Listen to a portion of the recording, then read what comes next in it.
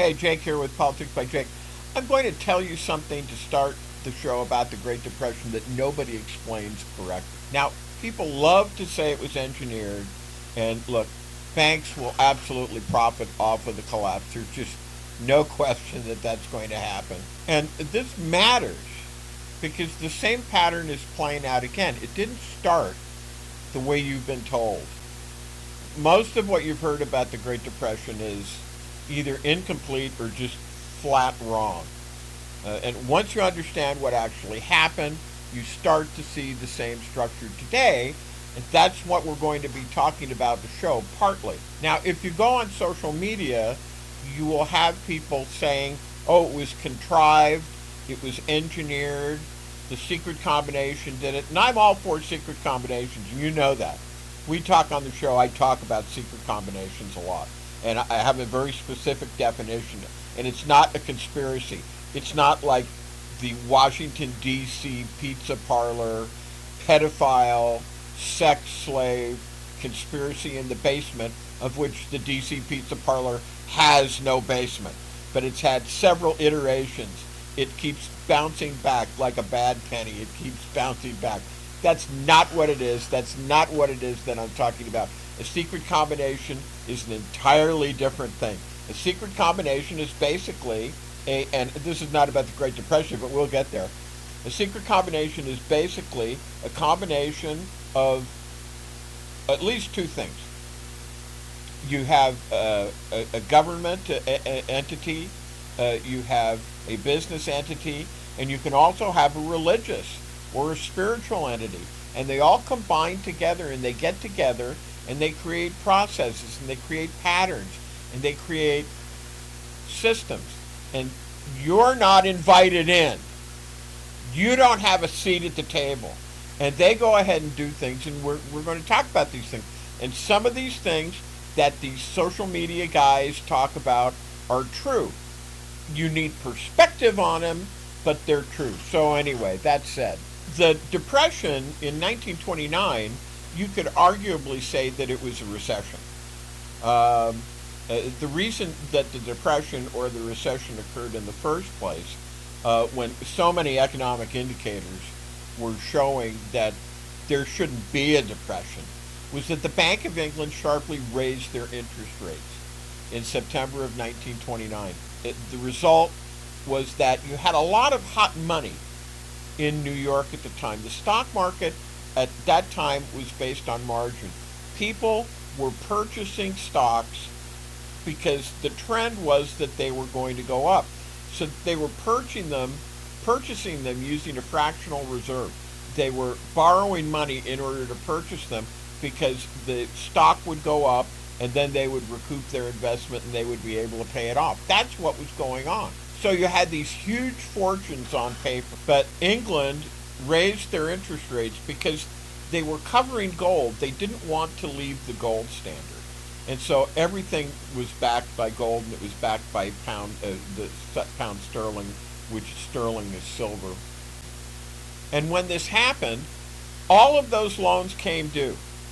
And all of this money, which was hot money, you understand the expression, just got sucked back over the pond, back over the Atlantic, back to England with these higher interest rates that the purveyors and the loan people were actually having to pay. So they needed to call in those loans, and that's exactly what happened. All that money in the North Atlantic area, it was just sucked out of New York, and it fled to London by virtue of the fact that the differential in interest rates that London was offering was so much more attractive, you see. And you can say that the markets are cruel, but they're immensely practical. They're practical to a fare thee well. This is what was happening. The New York stock market was in a bubble, and what happened deflated the bubble. So, President Hoover, who was a much hated man, there were a long time he couldn't, after this happened, he couldn't go out. He couldn't go anywhere. He was also responsible in that when this occurred, he did nothing for years. And of course, he was outed in 1932 by Roosevelt And he used to say things that were just mind-blowingly aggravating. He used to say things like, I could use the power of government to do something, but then I would be interfering with the invisible hand of the market. And that's from Adam Smith, Wealth of Nations. And so, I can't interfere. This just blew people's minds. People were jumping off roofs. People were killing themselves. Families were destroyed. Fortunes were destroyed. Well, I mean, arguably a lot of these existed on paper and nowhere else. But the thing that made the Depression of 1929, and some people will argue that it was just this giant recession. I'm okay with calling it a depression that started in 1929, just as long as you understand that part of it, that the system was stressed, no question, in 1929. But it didn't break, and it broke. It did break in 1931. And the reason it broke in 1931 was in September, Great Britain went off the gold standard. They couldn't defend gold anymore. And this, not the Wall Street situation, was the thing that caused the Depression to be great. And you had, by the way, building up to this, the City of London financiers, and talking about the City of London is a very interesting thing to talk about just in and of itself. All their captive economists from the London School of Economics, they were all screaming for austerity cuts. This then put the Ramsay MacDonald government of Britain in a difficult position. MacDonald did some good things, small bore stuff to be sure, but good reforms, any number of humanitarian things, unemployment insurance, jobless payments, things like this, what they call the dole, But then the minority said no. The big guns, Arthur Henderson, for one, for the cabinet was split and the government fell. So, when Britain abandoned the gold standard, the Bank of England broke the link between currency and gold, and that shattered global financial trust. And you did have a really bad situation. You had banks failing. Credit, disappeared. Trade collapsed. This was big. And it was a worldwide depression. It was a worldwide depression because England is one of the power centers of finance. So 1929 cracked the system, but 1931 broke it, and it did break it. So again, in 1929, the real panic was, the real killer wasn't panic, it was leverage. People were buying on margin. Like I said, a small drop results in a margin call. You've heard of puts and calls. That's what it is. No cash. If you have no cash, if you can't meet margin, there's forced selling, and then there's a cascade, and then there's a collapse. So they weren't investing, they were borrowing against rising prices. And when it stopped rising, the bill became due. So 1929 cracked it, 1931 broke it, and you think that was history? It's happening again. They say that if you don't learn from history, you're doomed to repeat it. And we didn't fix the system. We tried. You had Bretton Woods, which was very important. You had several things. The 1932 institution of the Roosevelt government and the New Deal, which came along, that was extremely important. And that basically saved. And, I will admit that it was the war that wiped out unemployment.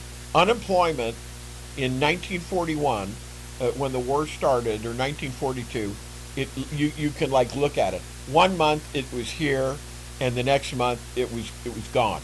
It wasn't even like it was here and then it was here or here. It was just gone. There was virtually no unemployment. And then you had Bretton Woods, and Bretton Woods was like the New Deal and the bankers and the oligarchs and the money power hated Britain because they're responsible for these things getting out of control like this, and they hated it. Why? It fixed all the exchange rates. The dollar was king. The franc equals one franc equaled so many dollars. One Deutschmark equaled so many dollars, and so on and so forth. There was no room. You couldn't speculate. Everything was basically frozen in those exchange rates, and you couldn't speculate like you did before. This is why Nixon going off the silver standard, and I think it was 1971, was so important. Because, and he even made the statement, he said, nobody should think that we're going back to it. That's because Nixon was in the pocket of the money power, of the oligarchy, of the speculators, and he allowed this. And it basically destroyed the last vestige of Bretton Woods. And from that time onward, everybody was off to the races. And then basically it just keeps getting worse. And I guess I didn't intend to go on the show about this that much. But I talk about the clips. I do the clips every day. And I want the show to reflect the clips. And I want you to come, because you look at a 30 or 45-second clip or whatever it is, and then you come back because you want the real story, because I give you more. And that's what I do on the Politics by Jake show, and that's what you're listening to now. So what do you have in about 1989? In 1989, you have globalization. And what is globalization? Basically, you have this system called the Trilateral Commission, which is backed by Rockefeller, and it's basically a tripartite economic system, and it's overbalanced in favor of the West. So what do you have to do? According to this, you have to move some of that balance and create more of an equality. And so what happened was they took and they did this, and the rates are subject to discussion, but really it's not. It doesn't matter. You're just when you're talking about rates, you're talking about semantics. Some will say 30,000. Some will say no, you shouldn't say 30,000. You should say tens of thousands. I know one source, which I consider is a very credible source, that says 60,000. So what it is that 60,000 factories or large business concerns were taken in the United States, and they were broken down. And some of them were sold whole cloth, and others of them were actually, as I said, broken down, and they were sold for their constituent pieces. And in many cases, they were sold to enemy governments. They were sold to enemies in order to create this concept of equality in the three economic zones that the Trilateral Commission talked about. So what happens when you do this? The Roosevelt government with the New Deal literally saved the world. And we could go into the reasons why, but it brought the world out of a worldwide depression. And yes, it wasn't immaculate. It wasn't a fairy tale with happy flying elephants and confetti, but it basically saved the world because it stabilized things to a huge extent. It made the United States the premier world power for all intents and purposes.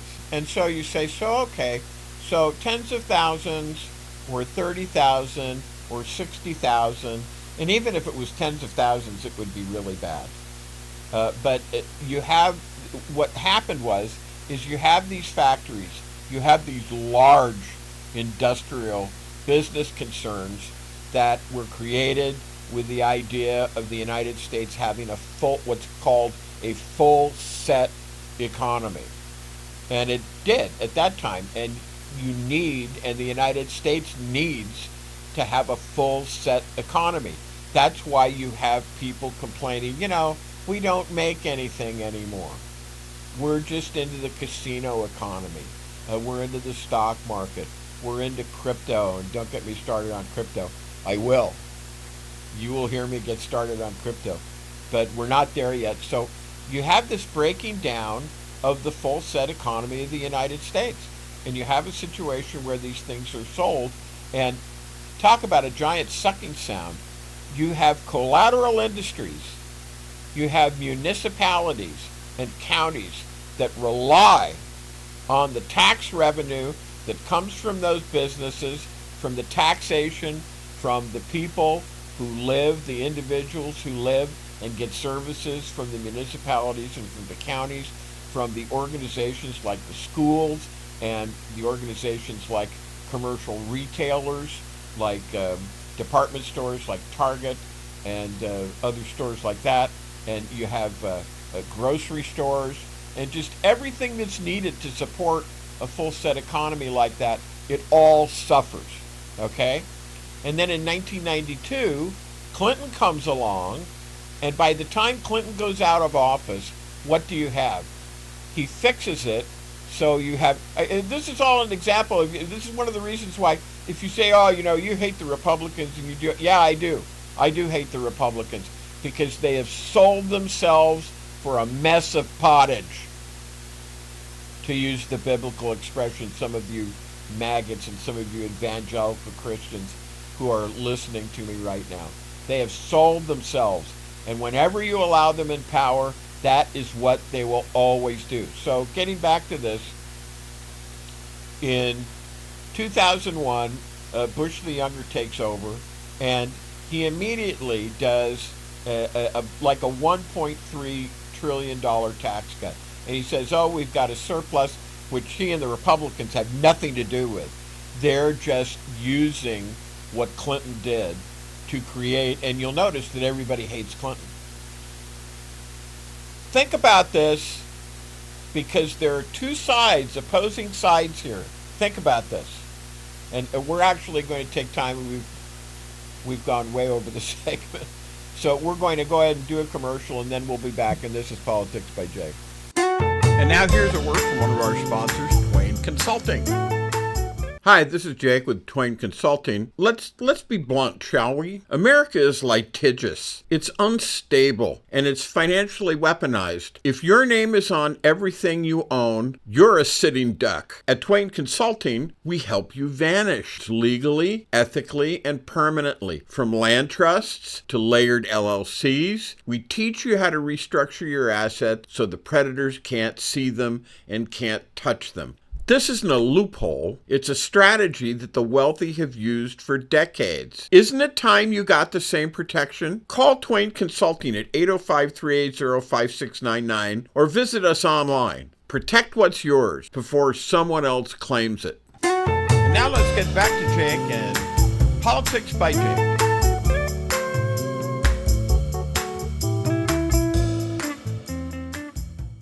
All right, and this is Politics by Jake, and we're back.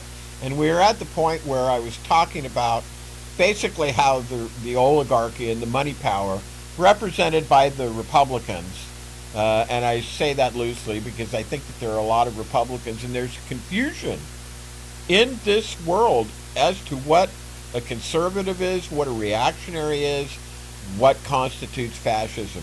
And the people who are in charge of the government today, they call themselves Republicans.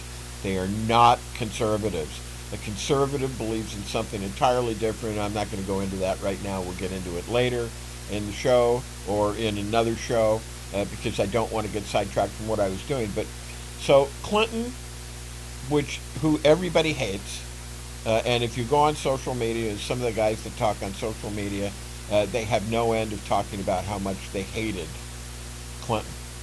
And they accuse him of all sorts of things, and they accuse Hillary of all sorts of things, and so on and so forth. But there was a surplus of trillions of dollars. The Republicans took advantage of it. Bush the Younger, and he looks like just a child. He looks just like a kid.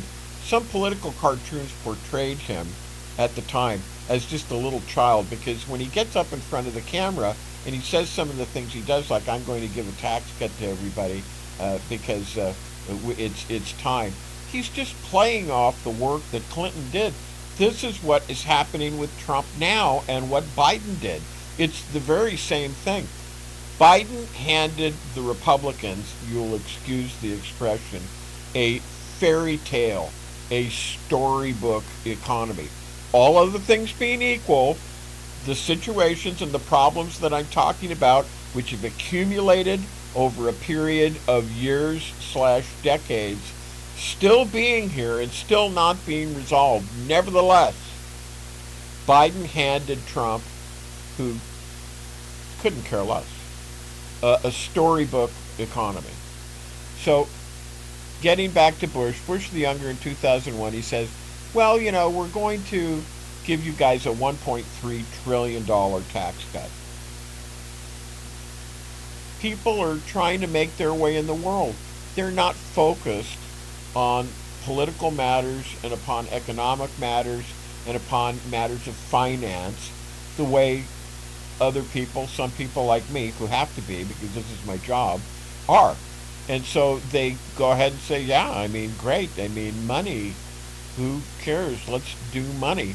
Never mind that a lot of this $1 trillion was leveraged and it was going back to the money power. It was going back to the oligarchs. Okay?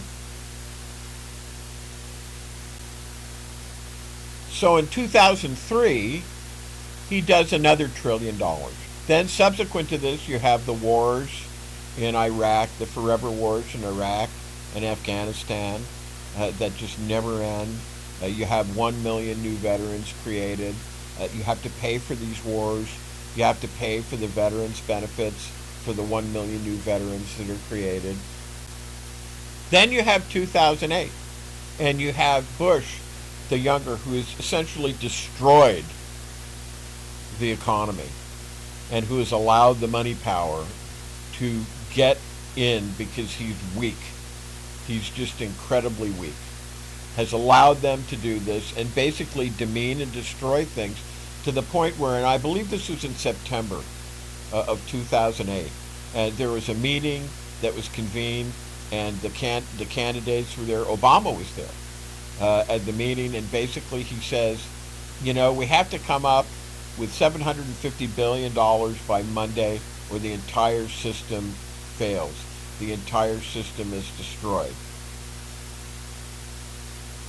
And honestly, he's the one who presided over the near destruction of it. And unfortunately, this continued. It kind of plagued the Obama presidency.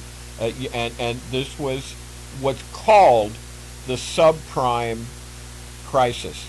But actually, it's a crisis of derivatives. That's really what it is. Basically, and a derivative is basically a bet on a bet. It takes the margins betting of the 20th century in the 20s. It takes it and it makes it go further. You're not only betting that the price is going to go up, you're making a bet on a bet that the price is going to go up.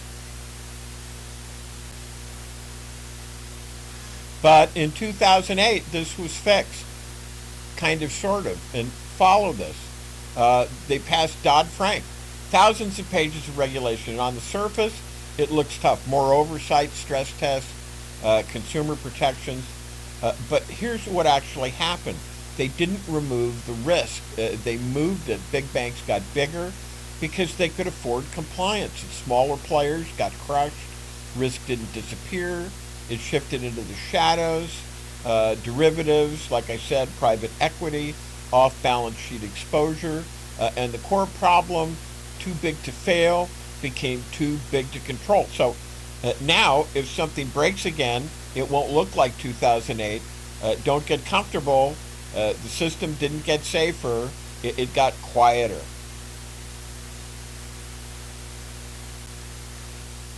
And Dodd-Frank was basically made toothless eventually because even Dodd-Frank was too much for the money. See, they're offended by these things. And you sit and you think, oh, well, these are just Republicans, and these are just, they just happen to look at it a different way, and they're businessmen, and that's their orientation.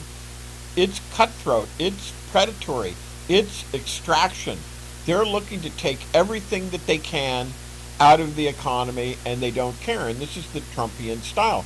So you have Trump in 2017, and I'm rushing through this because I want to get, I've spent too much time on this. And I'm okay with this because you need to hear this. In 2017, Trump and the Republicans give everyone a $2.3 trillion tax cut. And they literally borrowed the money. They literally borrowed the money in order to give people this $2.3 trillion tax cut. And what happens in 2024? They do it all over again. And this time it's over $4 trillion of borrowed money. This is the situation that you have today. And getting back to the election of 2024, which, is funny because it's clear that Trump is sinking fast. He's got frontotemporal lobe dementia, behavior variant. Dementia, as I've explained, it's when the brain literally shrinks. The brain in the temporal lobes, these are the temporal lobes here, it shrinks in the pan and it gets smaller. This does not get fixed. You don't fix this. This is a deteriorating disease. He's not going to get better, ever. It's just going to get worse. So you have this, you have his malignant narcissism, you have the fact that he has really, what I've said all along, is an inferiority complex. He longs to be like these dictators. This is a guy who had Hitler's speeches on his nightstand. His first wife, Ivanka, said that he had, or Ivana, pardon me, who's buried on a golf course in New Jersey, and there's all sorts of speculation as to what that means. In other words, what's buried in there in that golf course with her? But she said that he had a book of Hitler's speeches, and he used to keep it by the nightstand. This is someone who longs to be a dictator, and he panders to dictators. If I have some time, we're going to talk about this. This is taking too long. But this is important to know. We've got kind of a hole in the news cycle now because there's this supposed ceasefire. There are many other things to talk about. And so we're going to be talking about this because what we're talking about is systemic. Politics by Jake talks about processes, talks about systems, and this is systemic, what he's talking about. And our system is sick. And I'm trying to explain to you, and I hope you will take it to heart and say maybe Jake knows something, and maybe we ought to do something about this in 2026, because 2026 is the most important election, the most important midterm election in the history of the United States and of the world.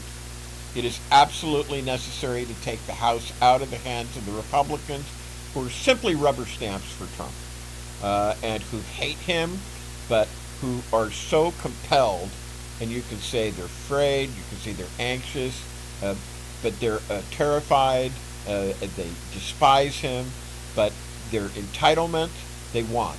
They want their political office. They want all of the things that go with it. They want to have that. And they want their pay, they want their fundraising, they want their insider trading so that they can make money. Some of them are in the Epstein files, and they're terrified about that getting out.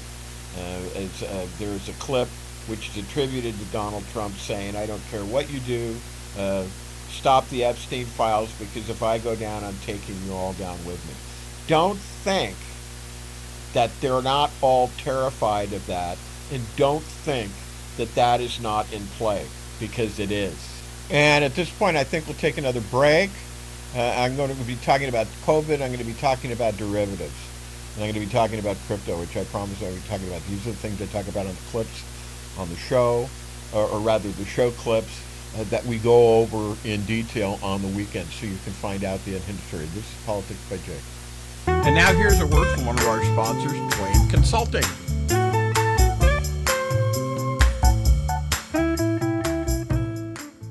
Hi, this is Jake with Twain Consulting. Imagine, if you will, having the power to disappear from the prying eyes of creditors, identity thieves, nosy strangers, all while protecting what you've worked so hard to build. That's what virtual invisibility offers. It's not magic. It's smart legal and business strategy to shield your assets and privacy so you can live free, confident, and in control. Most people think that asset protection is only for the ultra-wealthy, but it's for anyone who wants peace of mind and financial security, including you. Don't wait until it's too late. Take control now. Call me at 213-465-0639 or go to facebook.com/Twain Consulting to learn how virtual invisibility can protect you and your family, because when you're invisible to risk, you're unstoppable. And now let's get back to Jake and Politics by Jake.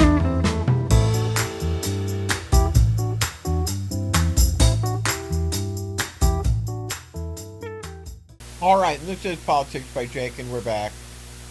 And I want to talk about this more because because we haven't talked about COVID in 2020, and that was devastating. That just destroyed everything. It destroyed a lot. But after Dodd-Frank, the risk didn't disappear. And I want to talk about this. It moved. It moved out of the banks into what's called a shadow system.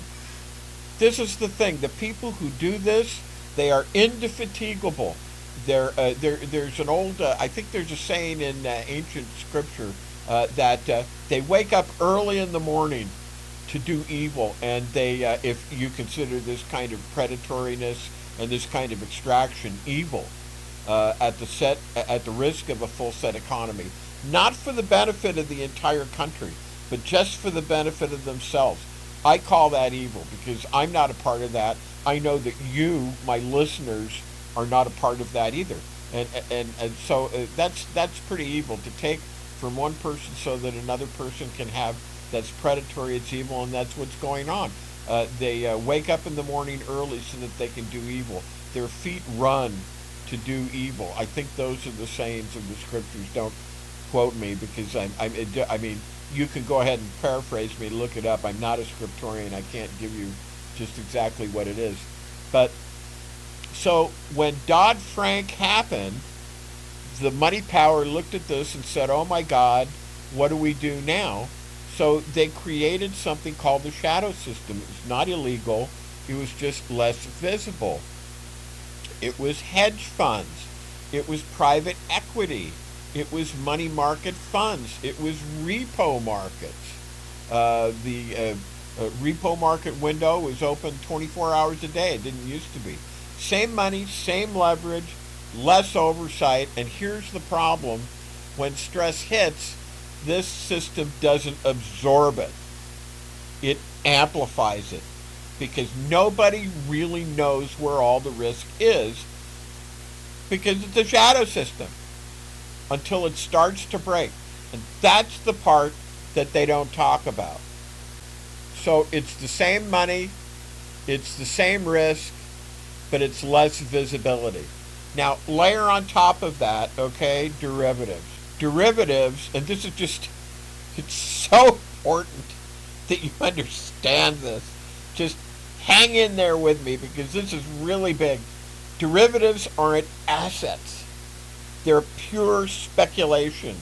They are bets on assets. Remember how I talked about how the 1929 stock market crash happened because people were basically betting on stocks that they didn't have the money to buy, but they were betting on them because that they thought they were going to rise. This is more than that. This is a bet on a bet that a stock is going to rise. That's basically it. It's betting on assets, and it multiplies everything. So, in other words, a dollar move in the real world can trigger $10, $50, $100 in derivative exposure. That's leverage. Remember how we talked about how the 1929 incredibly great recession and or depression started? What was one of the things you had? You have to have margin. Margin's just another word for leverage. That's amplification. And most of it, it still sits outside where people think the risk is. So when something breaks, it just doesn't fall. It cascades. And that's how small problems become system problems. These are not assets. They're bets on assets. And here's where this all comes together that you need to understand. Liquidity. And remember, that was the other thing that I talked about in the clip that you need in order to have a situation like this. You need liquidity. Everybody assumes that it's there. Buyers, sellers, markets moving until stress hits. And then suddenly, there's no bid. Prices don't adjust, they drop, and they drop fast.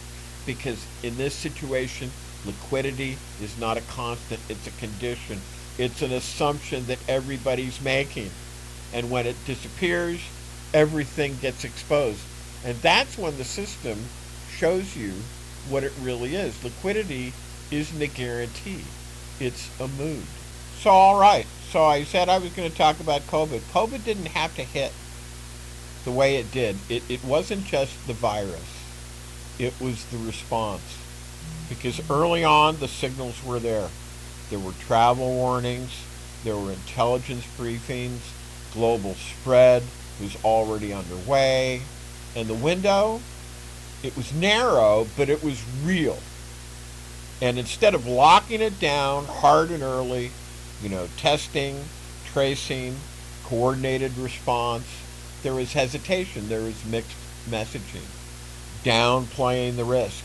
And by the time the system moved, it was already inside the country. From there, everything compounds. And you could say, well, it was inevitable that it was going to get into the country anyway. Hey, in the 1400s, when the Black Plague was going on, the bubonic plague, which was an absolute killer, the Venetians had an island in their lagoon that when commerce was coming in, when ships were coming in, you had to go to. And you had to stay there for 40 days. And if you were there 40 days and you came out at the end of the 40 days and you were okay to come into the city. So don't tell me that this doesn't work. This has worked since at least the 1400s. It's called quarantine. So this didn't happen. Trump, in his malignant narcissism and his idiocy and his feebleness, allowed it to come in. And when you do that, everything compounds. Hospitals strain, supply chains crack, markets panic, you get shutdowns, not as a strategy, but as a last resort, you see, because the government was sloppy. The government didn't protect. And the economic fallout from this, it was historic. And Trump and the Republicans presided over this. They did this. And there's no getting around it. Businesses closed, jobs were lost, trillions injected just to stabilize the system. That's the cost of missing the early move. So it wasn't just the virus, it was the response. So along comes Biden in the presidency in 2021, the one that Trump insists, even now, that he lost, when it is plain that he did not lose. Or rather, I should say that he did lose. And Trump is still arguing about that, and it's a part of his diseased mind. He's becoming a mental deficit. The 25th Amendment needs to be asserted so that he can be gotten rid of. The only problem is he's picked a guy to be the vice president who would become the president, who's at least as bad as he is. So people are thinking, well, maybe we ought to just jolly along Trump and see if we can keep that thing happening too. And you must understand, this is something that you and I don't have access to. These people, the members of the cabinet, all of these people who are jollying him along and who are keeping him going, the Republicans who are basically rubber stamping everything he wants to do, which is basically hastening the destruction of the country, are doing so because they're benefiting from it. And they don't know if Vance is going to be the same character. So it's better the devil that you know than the devil that you don't know. So, all right, you get to Biden in 2021, and he doesn't fix everything because everything is in such a bad situation already. You see, everything is in such a bad situation already. So you get to Biden, and he fixes things so that things are incredibly stable by 2024, and he's going to run for re-election, he says. He goes to all the primaries. He wins all the primaries. He's the candidate, something like, 13 million votes, in the primaries for him. Nobody else comes close. He's going to be the candidate. And the money power looks at this, the corporatists, the financial Democrats, of which Nancy Pelosi is most certainly one, with her husband, speculator Pelosi. And this is what happens. They send, because Biden says this, and it's such a magnanimous thing. It's such a positive thing that he says. He could say, like you hear me say, You guys did this. You guys messed up the country. You guys destroyed the country. You guys are destroying the country. I do say that. Biden didn't say that. Biden goes and he says, you know, you guys, you've gotten rich. You've gotten rich off of America. And they've gotten rich off of America because they received handouts in the form of trillion-dollar tax cuts, which were oriented mostly towards them and not towards the people of the United States, whose money it is. That's how they got rich. Talk about corporate welfare, will you? So Biden says, now it's time to pay your fair share. And he puts it in the nicest way possible. You should pay your fair share. You've gotten rich. Show your appreciation to this country that has, and they ought to, that has gotten you rich and made you money. And he proposed what I call the 28-25 plan. And it was basically 28% top corporate income rate, which is, incredible. In the days of Eisenhower, the top corporate rate was 90%. 28% is nothing, but it has been down to like 18%. And I believe that's where it is today. So you have this situation where Biden says 28% top corporate tax rate, 25% alternative minimum. If you just don't want to fool with all that and you just want to opt to pay the alternative minimum, you can do that. And then a 28% capital gains tax, value added year on year. So in other words, you don't, because a lot of these money power types, a lot of these oligarchs, that's how they're making their money. They're making their money off of capital gains. And so tax them year on year, not when they divest themselves of the particular asset from which they are getting the capital gain, but year on year, 28%. And he said, pay your fair share. And the money power, the oligarchs went, their collective brains exploded. And they said, there's no way we're going to do this. We're going to get rid of this guy. We're going to get rid of this guy. And so they did.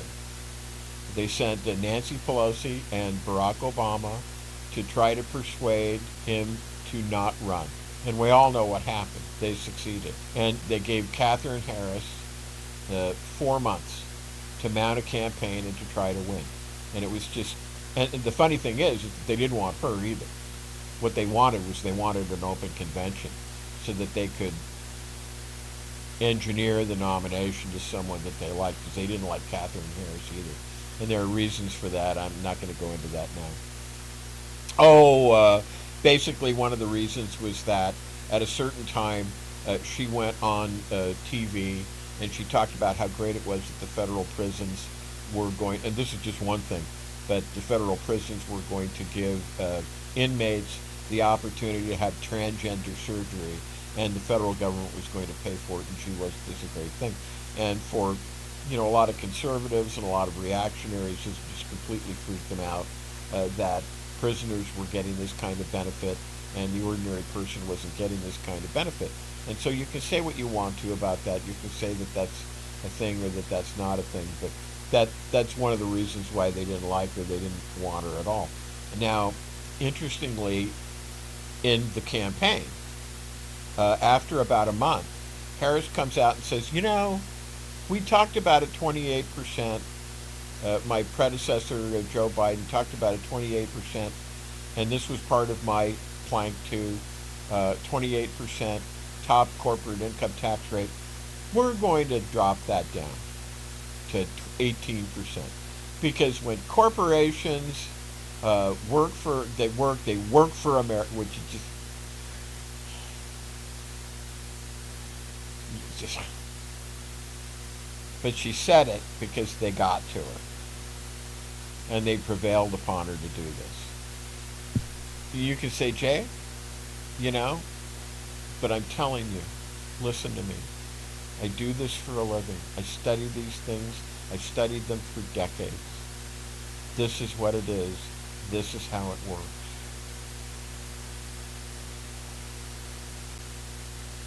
So then you have in 29, basically gets us back up to the present. In 2025, or 2024, or 2025, you have the big beautiful bill, which is the big, just the worst, incredibly disgusting bill that you could ever have.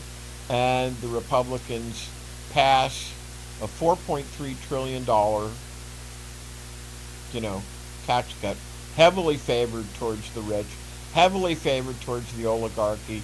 You aren't seeing any of it to speak of. And once again, it's borrowed money. And this is done because Trump doesn't care about you. And you may say that this is diametric. Well, it is diametric to a certain standpoint. But this is existential to the nation. This cannot go on. Just like 1929, just like 1931, something is going to break sooner or later. Trump does not care about you. The Republicans slavishly follow him and will do just about anything he says. You must understand this. And in the midterms that are coming up in November of 2026, we need to do everything we can to take back both the House and both the Senate so that we can stop this and so that we can get rid of him using political means, obviously, and to get rid of the members of his cabinet and to submit people like Trump and Hegseth to the Hague Tribunal for war crimes, if there's a possibility that there are war crimes, because all of these things, you see, they're being hidden from you now. Well, let's take a break. Let's take a break after the commercial, and then we'll come back. This is Politics by Jake, and we'll be back. Look around you. The systems are failing. The currency, the court, the Constitution, and no one is coming to save you. You feel it, you see it, but you've been told to ignore it. This isn't paranoia. It's not a conspiracy theory. It's collapse. Designed, accelerated, and now unavoidable. So what's your plan? What happens when the banks close? When the grid goes down? When they come knocking and you have nothing protected, nothing structured, nothing left? You don't need a bunker. You need a protocol. The collapse protocol is the plan for people who still think clearly, who want to live, thrive, and protect what's theirs, even in a world gone mad. You don't have time. You don't have backup. But now you have this. Collapse Protocol from Twain Consulting before the end begins. Contact us as soon as you can. Facebook.com/Twain Consulting or call us at 213-465-0639.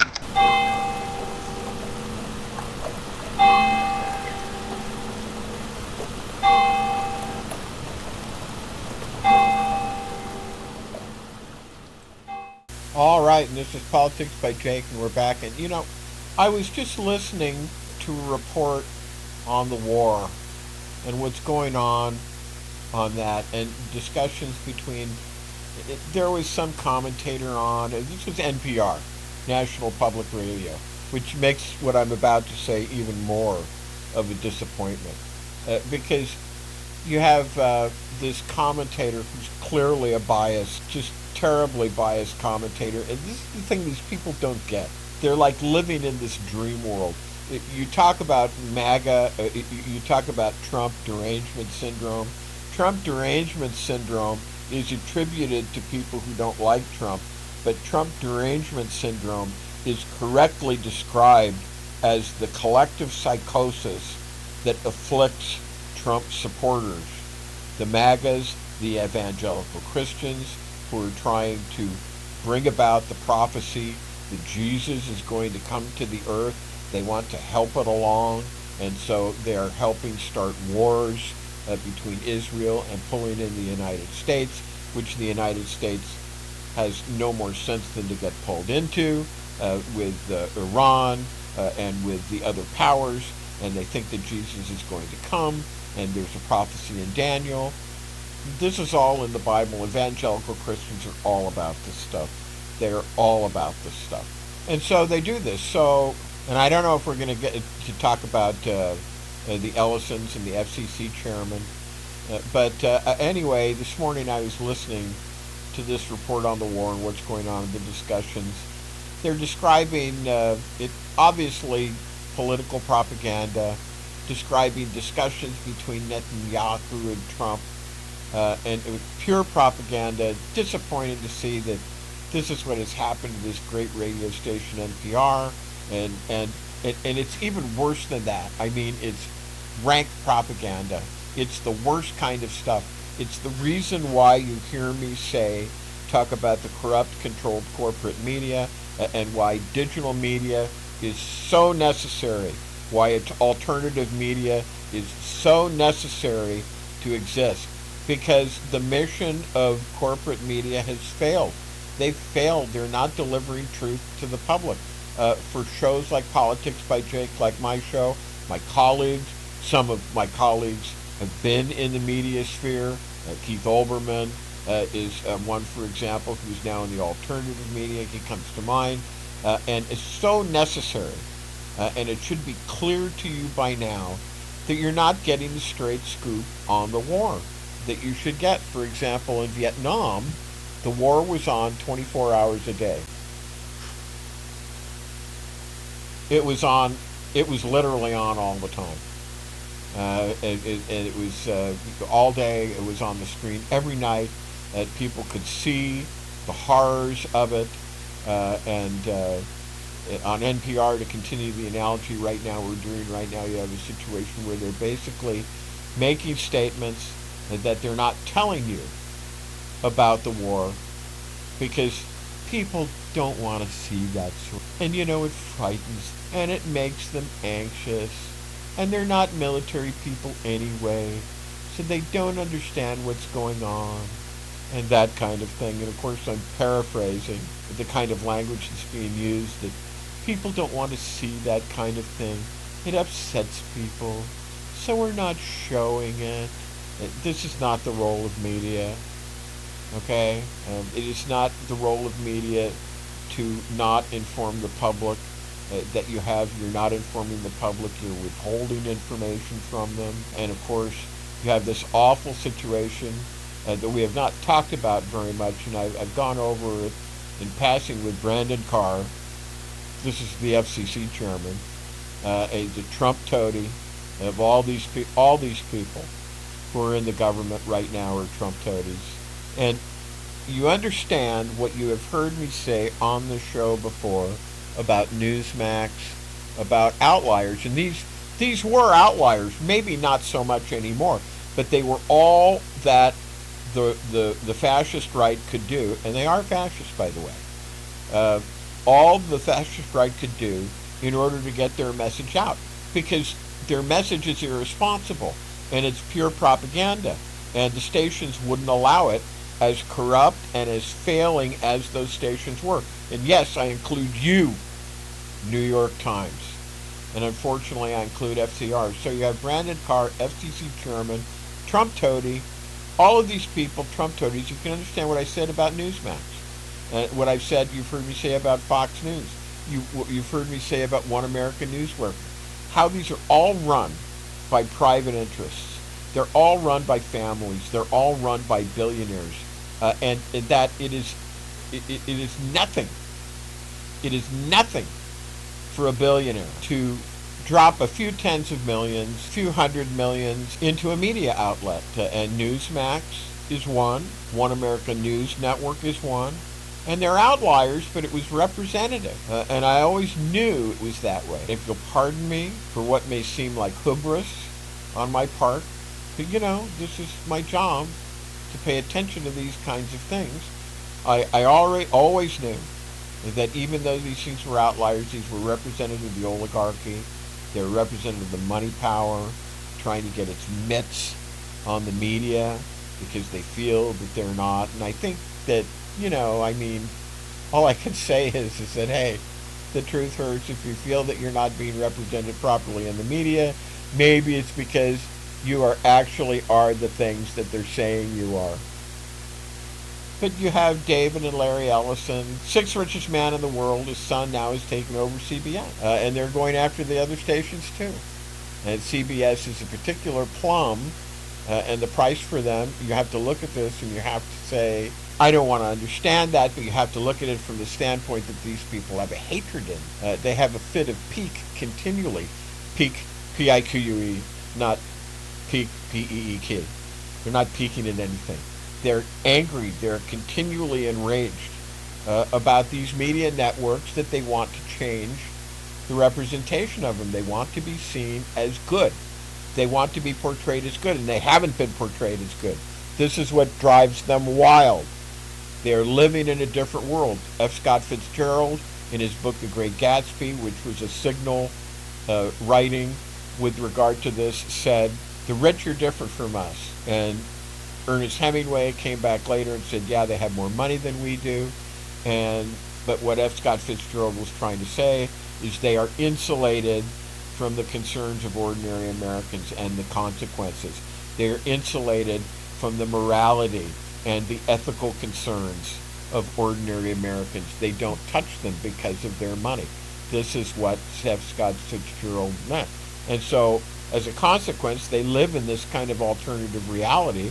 Like I said, collective psychosis, the Jungian thing, as I refer to it. And it is.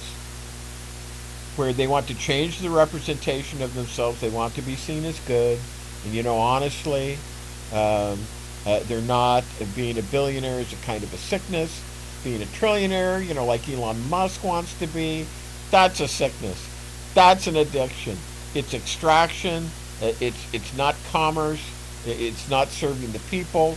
It's not a full set economy. And of course, Elon, you'll remember, and pardon me, you think I'm drifting here. I kind of am, but when I talk about these oligarchs, Elon was the one who in the past year blew up like 3 or 4 of these incredibly expensive machines, that he's getting subsidized from NASA on, that he was launching into space. All right, we've gone about as far as we can. This is the show for Saturday, April 10th. We'll be back tomorrow with another one, and this is Politics by Jake, and we'll see you then. Bye-bye now.